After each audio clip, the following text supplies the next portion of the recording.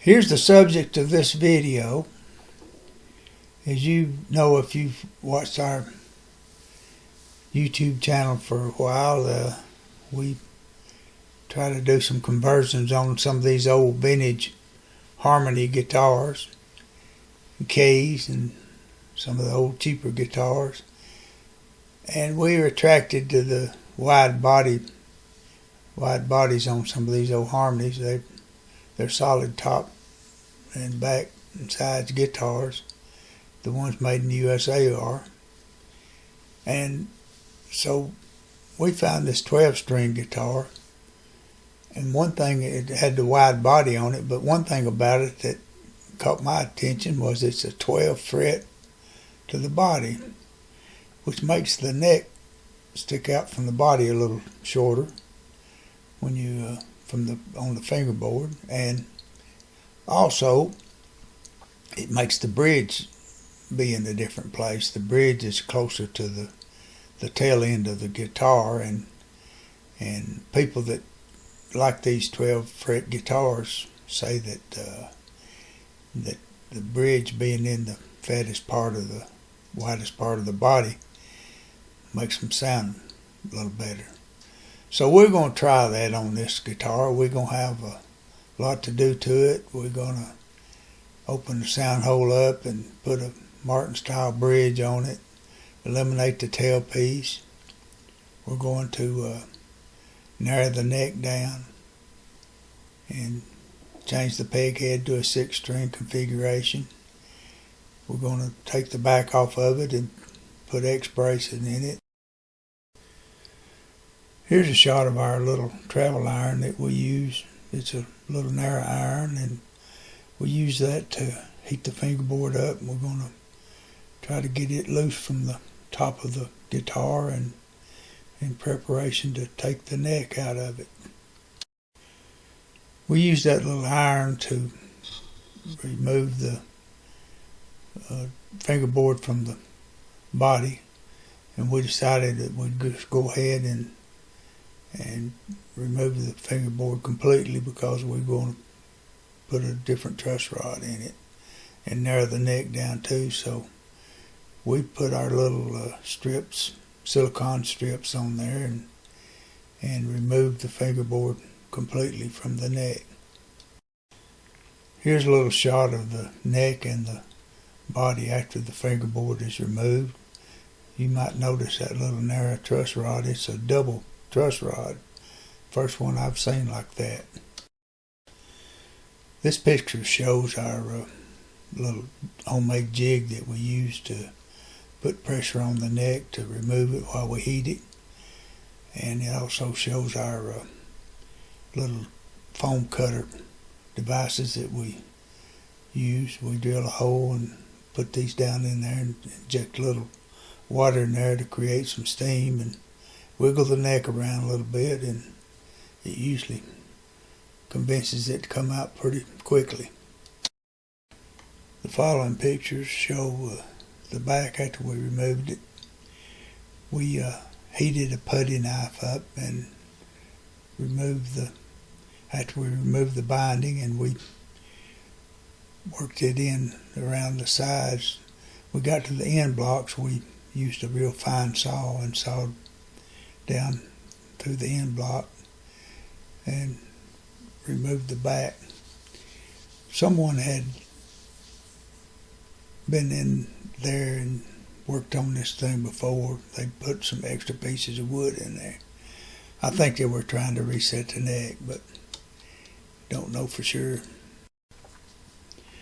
Here's a little sped up video showing the process we go through to remove the braces from the top.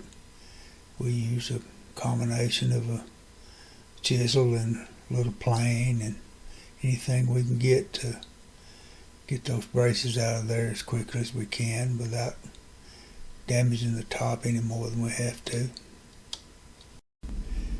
Here's a picture of the underside of the top after we got the braces all removed from it.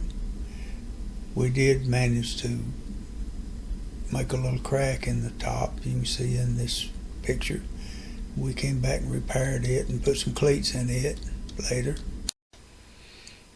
Here are a couple of pictures of us enlarging the sound hole. We use a drill with a little sanding drum with some real coarse paper on it and finish it up by hand. There's a shot of the finished sound hole. Here's a picture of the X braces already glued in there, and we're attaching the bridge plate and the little spacers that go underneath around the sound hole. They're a little bit larger than what we normally use, but we felt like that it needed a little extra brace in there. We put our name and the location and the date inside the top. Here's a picture of the top after we got all the braces and the bridge plate put in it and everything cleaned up and sanded down.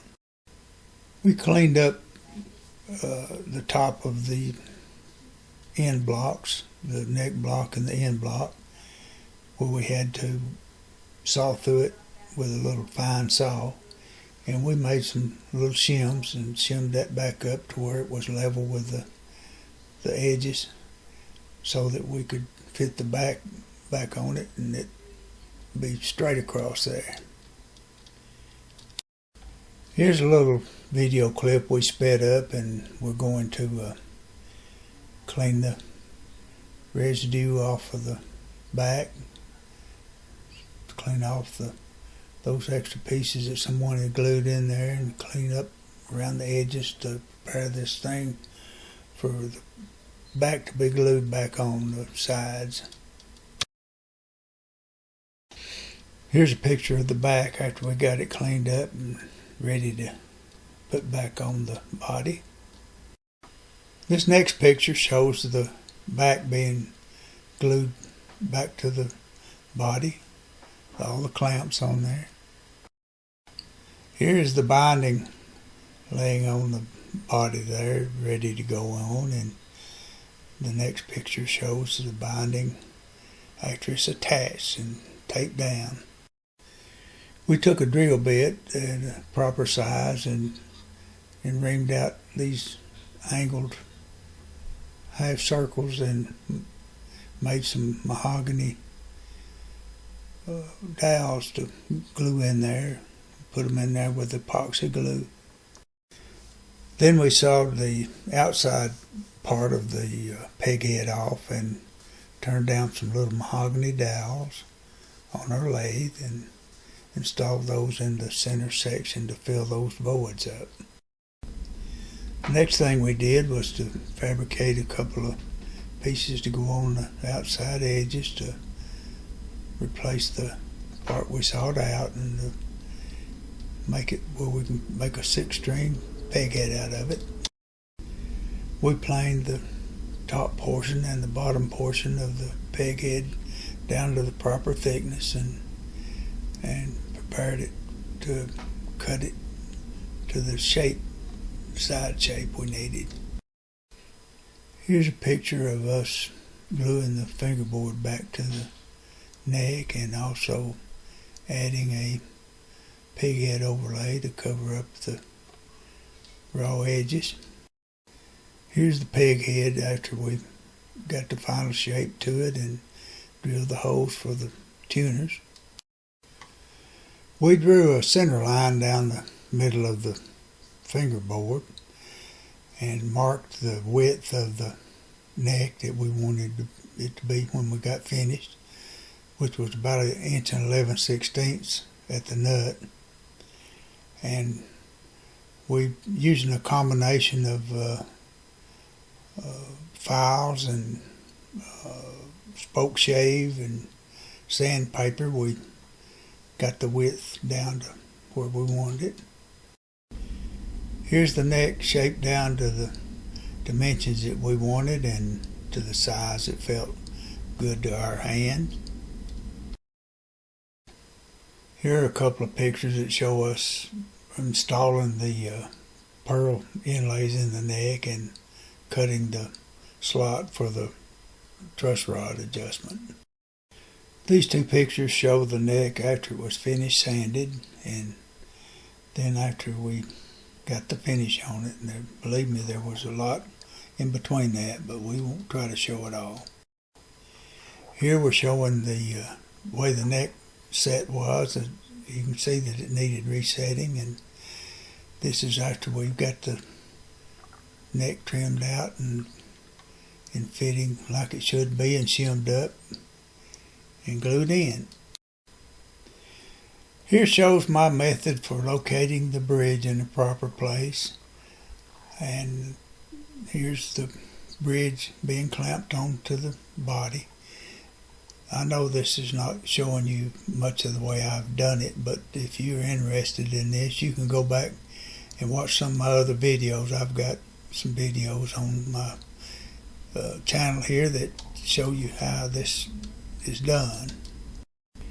We put a Martin style pickguard on it, fabricated a saddle for the bridge, and made a truss rod cover, and this is pretty much the way it looked. Here are some pictures of the final product, the pickguard and all on it, and it didn't have our Harmony decal on it yet. It wasn't. I've got one ordered from a sign shop, but it's not finished yet at this point. Here's a shot of the back of the guitar, and it's still got those cracks in the back that were in it before, and here shows the side dots that I put on it. As I probably have said before, we don't try to refinish these guitars any more than just touching up some places, and we leave the flaws in them. We're after the sound. Here's this conversion guitar that I've been working on. It's been about 2 weeks working on it, and that's a whole lot more than it's worth for sure. But it was a 12 string, 12 fret to the body guitar, and it's a wide body, a deep body, so I wanted to see what it would sound like, and I did a major conversion to it. Don't have a Harmony sticker on it yet. I got a fellow at a sign shop making me one, and we can either put a little gold decal on it, or we can tape it up and paint it gold, kind of like the silk screen they used to do. But anybody that knows anything about these guitars know this is not an original guitar, but I wanted to show you what it sounded like. It's a 12 fret, wide body Harmony guitar. It's a 1270-1, this was the model number on it.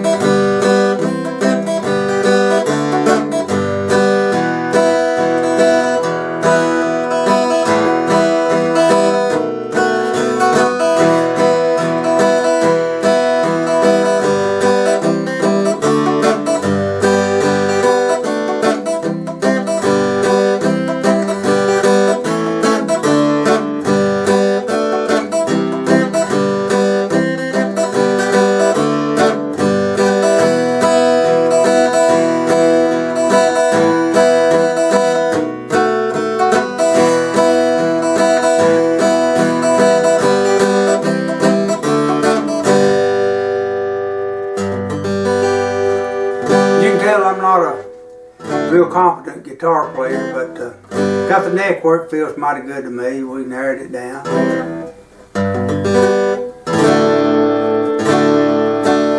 Well, I get the blues when it rains, blues I can't lose when it rains. Each time a rain cloud comes up into the sky, when you'll see me with teardrops raindrops in my eyes. I sit and wait for the sun. Shine down on me once again. It rained when I found you. It rained when I lost you. I get the blues. I get the blues. I get the blues when it rains.